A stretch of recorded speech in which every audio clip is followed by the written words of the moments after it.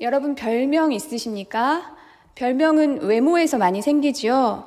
저도 고등학교 때 제가 좋아했던 역사 선생님께서 저를 그렇게 맞박이라고 부르셨습니다. 제 이마가 어때 보이나요? 지금은 괜찮아 보이지요? 근데 제가 어렸을 때는 이 이마가 더 넓고 앞으로 나왔었나 봐요.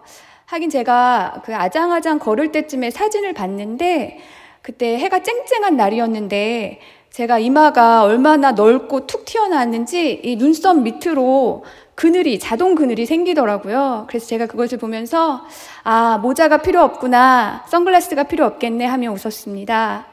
또 별명은 저희 이름에서 많이 생기지요. 제 이름이 최고은인데 별명 나올 만한 이름이 아니지 않습니까? 그런데 중학교 때 저희 나이 지긋한 한자 선생님이 계셨는데 지금도 기억이 나는데 볼이 빨가셨던 볼빨간 선생님이셨는데 제 이름에 그렇게 딴지를 거셨던 기억이 납니다.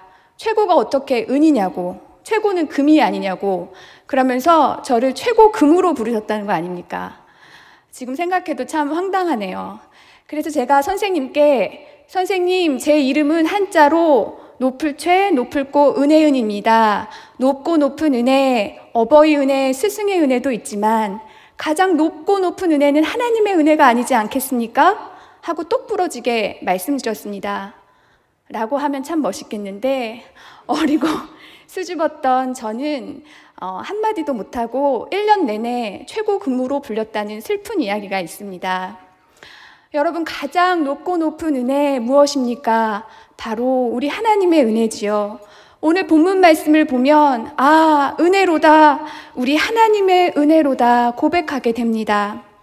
드디어 창세기 45장에서 요셉은 형제들에게 자신을 밝힙니다. 요셉은 형제들에게 이제 아버지와 형제들 그리고 가족들을 다 애굽의 고센 땅으로 모셔오라고 합니다.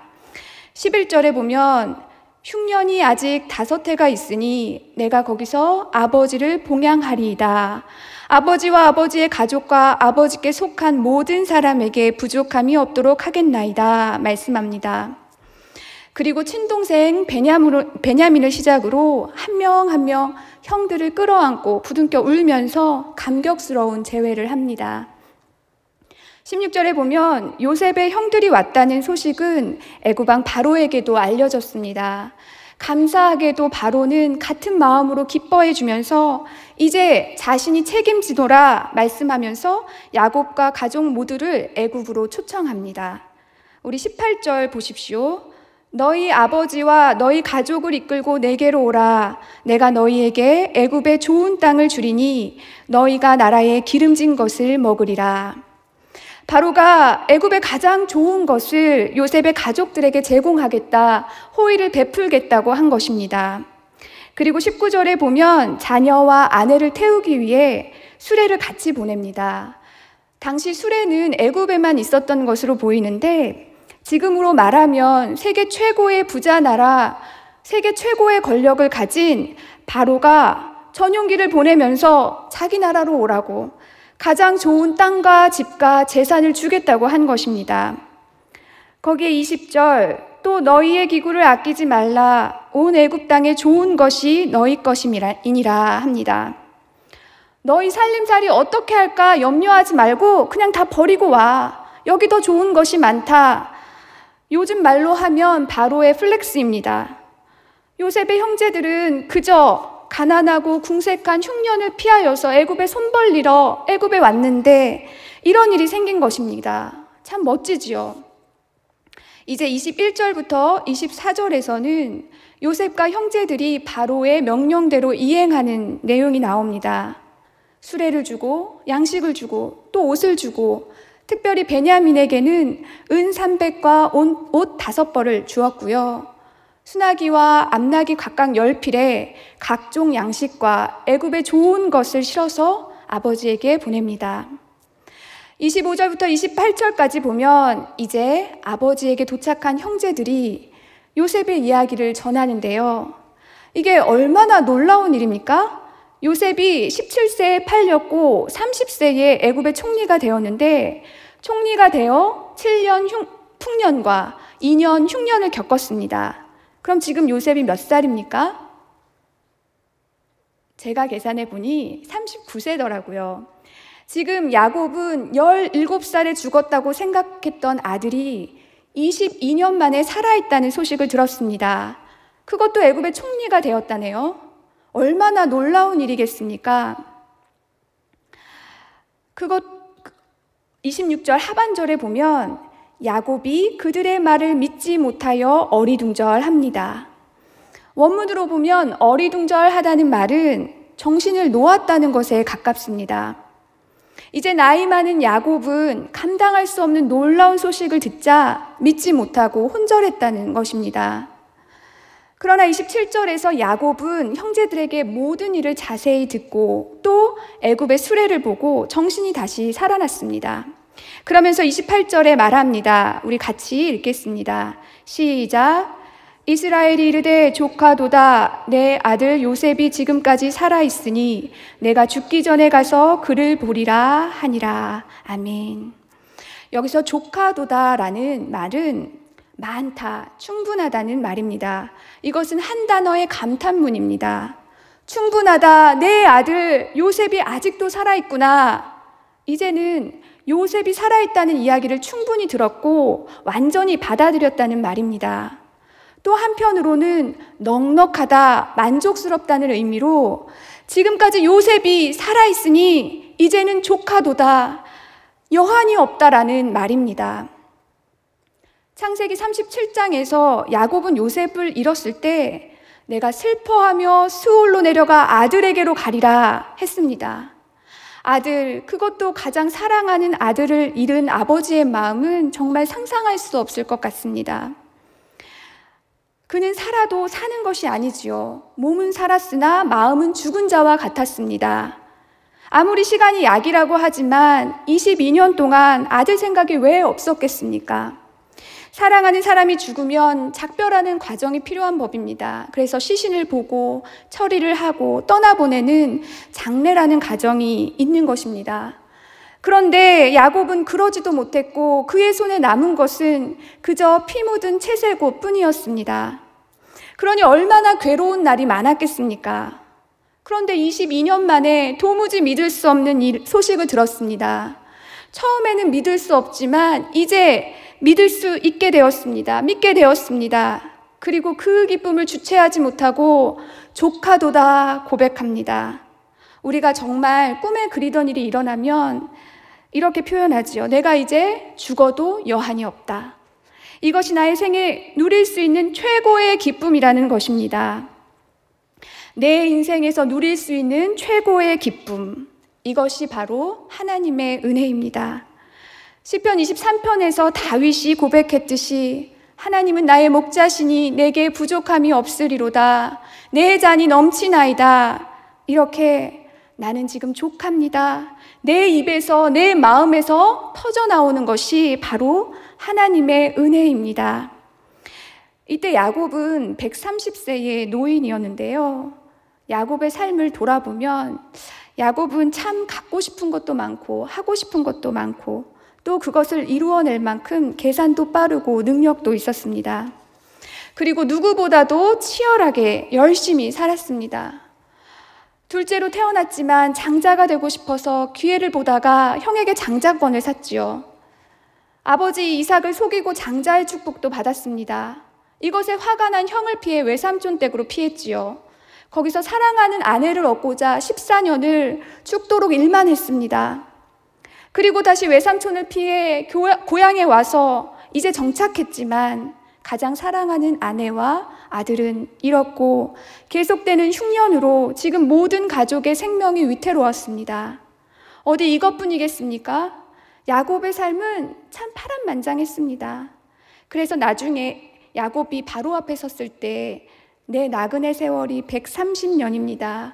내 나이가 조상의 나그네 길에 비하면 얼마 못 되지만 험악한 세월을 보냈습니다. 이렇게 고백했지요.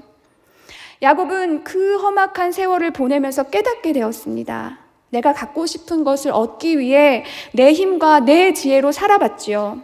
내가 하고 싶은 것을 이루기 위해 피눈물 흘리며 달려왔지요. 자신을 지키고 가족을 지키기 위해서 열심히 노력했습니다. 그러나 내가 내 힘으로 붙잡으려던 모든 것을 잃어보니 남는 것은 하나님이 이루신 것밖에 없었습니다. 내 인생에서 남는 것은 하나님의 은혜뿐이었습니다. 내가 이룬 모든 것을 잃었다고 생각했을 때 비로소 요셉이 살아있다는 소식을 들었습니다. 이것이야말로 하나님이 하신 일이구나, 하나님의 은혜구나, 이제 그것이면 내 인생은 족합니다, 충분합니다, 더 바랄 것이 없습니다 고백하는 것입니다. 이렇게 하나님의 은혜는 지금 나의 삶을 족한 삶으로 바꿉니다. 우리에게 이런 고백이 있습니까? 야곱은 험악한 세월을 보낸 후에야 내 인생에서 가장 중요한 것, 내 인생에 남는 것은 하나님의 은혜로구나 깨달았지만, 우리 청년들은 이 하나님의 은혜를 젊은 날에 깨달아서 하나님의 은혜로만 충만한 인생이 되기를 축복합니다.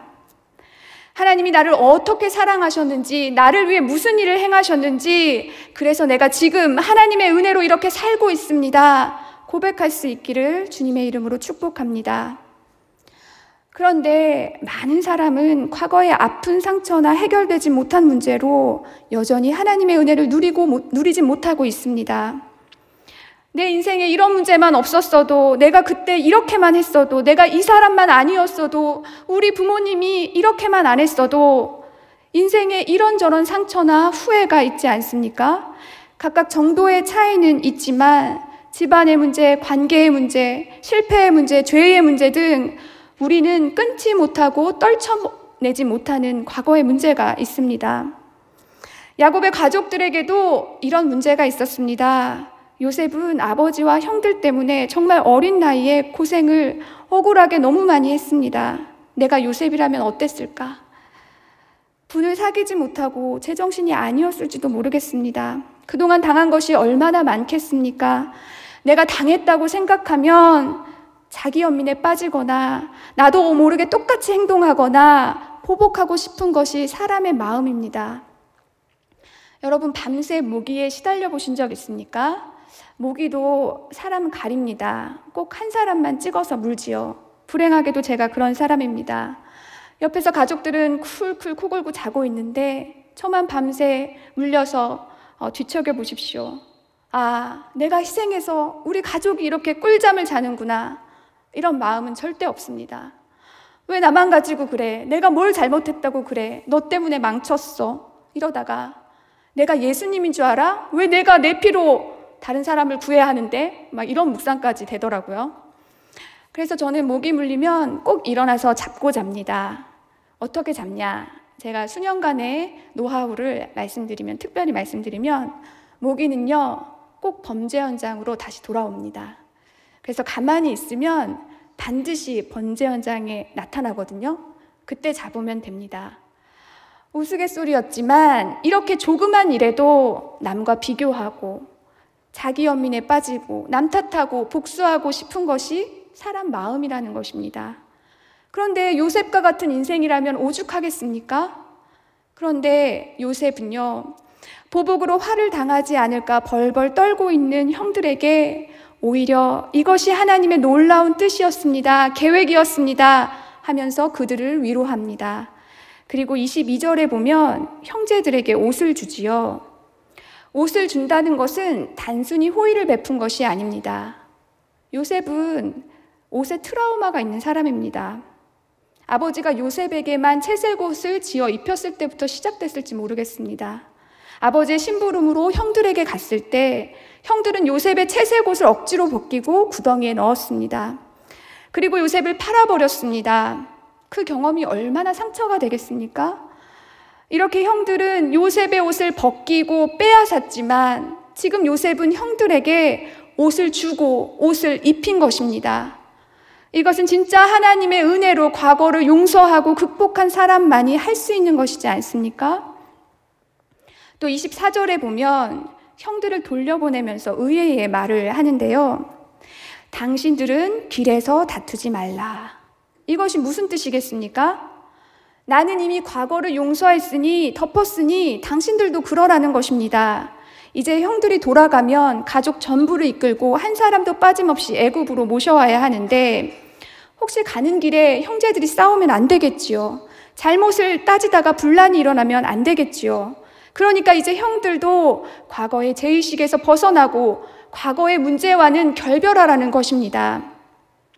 이렇게 하나님의 은혜는 죄의 습관, 관계의 상처, 잘잘못을 따지고 싶은 마음, 자기 연민, 후회, 원망, 더 나아가 복수하고 싶은 마음까지 이 모든 과거와 결별하게 맙니다. 하나님의 은혜가 그것을 치유한다는 말씀입니다. 물론 그렇다고 해서 과거가 별것 아니었다라고 말하는 것은 아닙니다.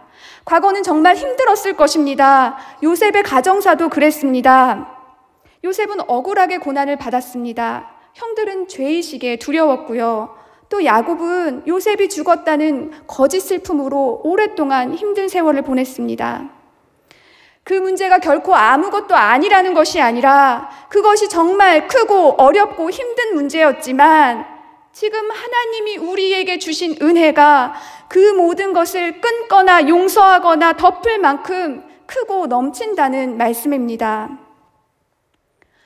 모래사장에 가면 모래가 얼마나 곱고 부드러운지 조금만 닿아도 흔적이 남습니다.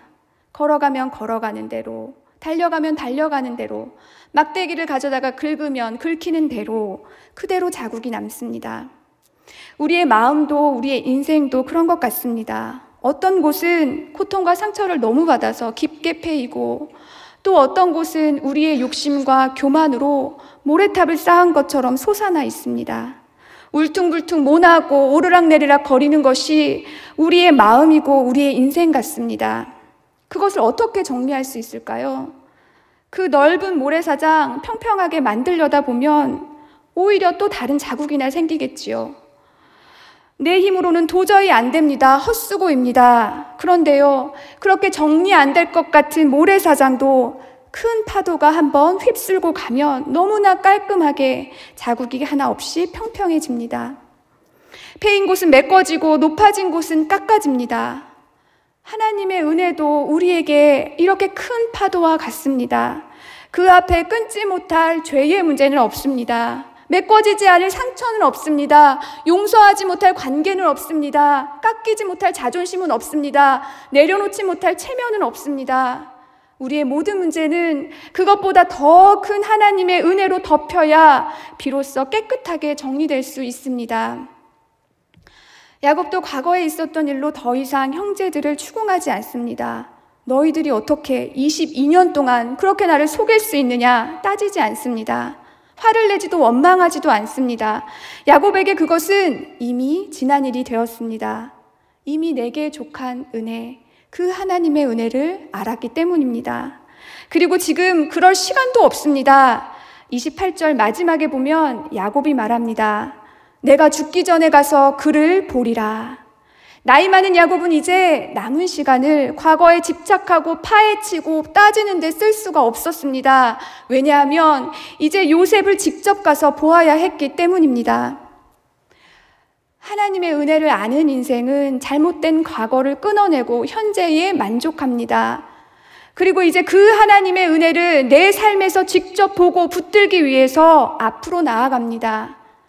하나님의 은혜로 현재에 만족한다고 해서 그 인생이 현재에 안주한다는 것이 아닙니다. 오히려 하나님의 은혜를 아는 사람은 비본질적인 것에 시간과 에너지를 낭비하지 않고 표대를 향하여 전진하는 사람입니다.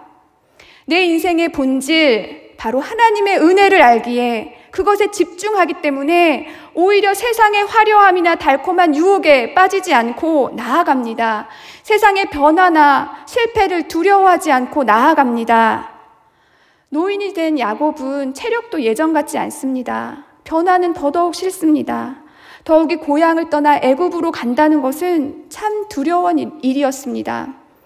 그러나 야곱은 내가 죽기 전에 그를 보리라 용기를 내어 결단합니다. 그리고 나아갑니다. 지금 야곱은 무엇을 보기 위해서 나아가는 것입니까? 애굽에 가면 얼마나 좋은 것들이 많을까? 세계 최고의 나라, 최고의 바로를 보러 가는 것입니까? 아니면 아직 흉년이 5년이나 더 남았다고 하니 고달픈 인생 흉년이나 피해보자 하고 도망치듯 가는 것입니까? 흉년을 피하는 것도 은혜이고 세계 최고의 나라에서 바로의 호의를 받는 것도 은혜가 맞습니다. 그러나 그것이 야곱에게 중요합니까? 그렇지 않습니다. 그것은 하나님의 은혜의 단면일 뿐입니다. 하나님의 큰 그림에서 아주 작은 조각일 뿐입니다. 야곱이 애굽으로 나아가겠다는 것은 죽은 줄로만 알았던 그 요셉이 살아있었기 때문이고 그것이 진짜 놀라운 하나님의 은혜였기 때문입니다. 내게 진짜 놀라운 하나님의 은혜는 무엇입니까? 시대가 힘들고 어려울수록 내 인생에 소망이 없다 느껴질수록 우리는 본질로 돌아가야 합니다. 우리 신앙의 본질이 무엇입니까? 죽을 수밖에 없는 나를 살리신 하나님의 은혜가 아닙니까? 아직도 죄로 넘어지고 여전히 불순종하지만 여전히 믿음이 흔들릴 때가 있지만 이렇게 부족해도 이렇게 연약해도 나를 있는 모습 그대로 받아주시는 그 하나님의 은혜가 아닙니까? 야곱은 요셉이 살아있다는 그 소식 하나로 족하다, 더 바랄 것이 없다는 그런 하나님의 은혜를 경험했습니다. 그럴 때 과거의 일은 더는 문제가 아니었습니다. 계속되는 흉년도 더는 문제가 아니었습니다. 바로가 주는 세상의 화려함과 안락도 안중에 없었습니다. 다시 오지 못할 터전을 떠나 머나먼 타국으로 갈 길도 두렵지 않았습니다. 야곱은 오직 살아서 요셉을 볼 생각뿐이었습니다. 내 인생이 내 뜻대로 되지 않을지라도, 내가 이룬 것이 허망하게 사라질지라도, 앞날이 불분명하고 두려울지라도 하나님의 은혜로 주신 것만이 남는 것이 인생이고 그것이 가장 좋은 것이고 그 길이 가장 좋은 길입니다. 최고의 길입니다. 지금 내게 주시는 하나님의 은혜, 그것을 깨닫고 내 은혜가 내게 족합니다. 나의 나된 것이 하나님의 은혜입니다. 고백하며 그 은혜를 붙들기 위해 앞으로 나아가는 인생이 될 수 있기를 간절히 바랍니다. 기도하겠습니다. 하나님, 나를 사랑하시는 하나님의 은혜가 참으로 감사합니다. 날마다 하나님의 은혜로다 고백하며 만족하는 인생 되게 하옵소서. 소망 없고 두려움 가득한 이 세상에 오직 하나님 은혜만을 바라고 붙들며 담대하게 나아가는 인생 되게 하여 주옵소서. 예수님의 이름으로 기도합니다. 아멘.